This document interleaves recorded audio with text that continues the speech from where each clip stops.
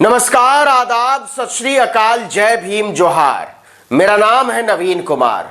प्रधानमंत्री नरेंद्र मोदी के पास अभी भी मौका है। वो बेकार के जिद और कॉर्पोरेट दबाव से बाहर निकलकर अपना इकबाल बचा लें, वरना आने वाले कुछ दिनों में वो अपनी सबसे शर्मनाक हार देखने वाले हैं। इसका निमंत्रण भी उन्होंने खुद दिया है। उनकी लफ्फाजियों पर फिदा बड़े बड़े चमकदार पत्रकारों को उनकी हालत देखकर काठ मार गया है कि जिसके झांसे में नौजवान आ गया, बेरोजगार आ गया, सरकारी कर्मचारी आ गए, कारोबारी आ गए, उस झांसे में किसान रत्ती भर भी फंसने को तैयार नहीं है। उसने साफ साफ पूछ लिया है कि मोदी अपने तीनों कानून वापस ले रहे हैं या नहीं, हां या ना। बिना किसी शर्त के, बिना किसी चालबाजी के जवाब दीजिए। अगर हां तो इसका लिखित ऐलान कीजिए, और अगर ना तो दिल्ली की सरहदों से हमारे पैर उखड़ने की बात भूल जाइए। दिल्ली के विज्ञान भवन में किसानों ने कृषि मंत्री नरेंद्र तोमर और केंद्रीय मंत्री पीयूष गोयल की सारी होशियारी हवा कर दी। किसानों को बेवकूफ समझने की उनकी बचकानी हरकतों को नेताओं ने पहली ही बैठक में भांप लिया था, लेकिन 5 दौर की बातचीत के दौरान वो किसानों को उल्लू समझते रहे। इसलिए 5 दिसंबर की शाम बातचीत के बाद बाहर निकले कृषि मंत्री नरेंद्र तोमर झल्लाए हुए थे। उन्होंने किसानों पर नासमझ होने का इल्जाम लगाते हुए कहा कि वो साफ तरीके से अपने मुद्दे को सामने नहीं रख रहे हैं। अब हम 9 तारीख को फिर से बैठेंगे, मतलब 4 दिन तक मोदी सरकार के पास किसानों से बातचीत के लिए समय नहीं है। मंत्रियों को वीकेंड पर काम करने में बड़ी दिक्कत महसूस होती है, और अगर ऐसा नहीं है तो फिर किसानों से बातचीत करना उन्हें कोई जरूरी काम नहीं लगता।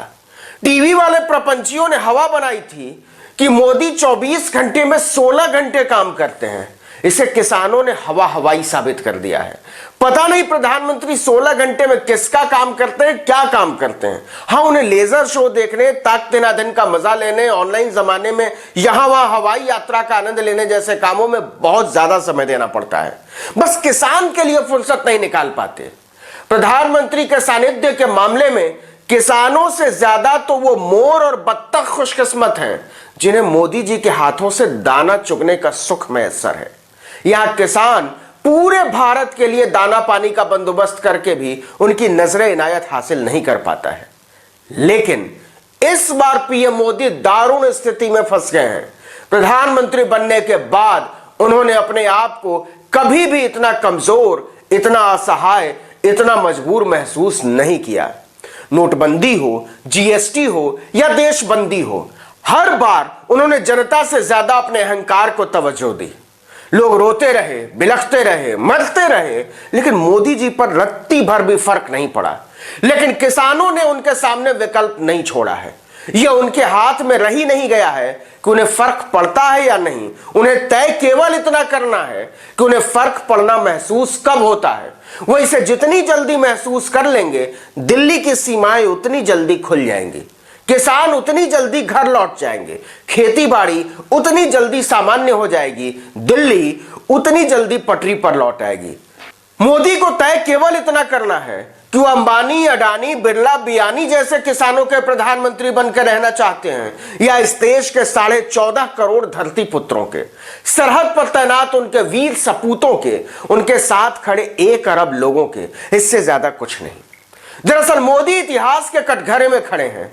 ये वही जानते होंगे कि वो एक अड़ियल सत्ताधीश के तौर पर दर्ज होना चाहते हैं, या फिर जनता को प्यार करने वाले, उसकी परवाह करने वाले एक जनप्रिय नेता के तौर पर। किसानों ने अपनी मांगे भी साफ कर दी हैं और अपना रास्ता भी।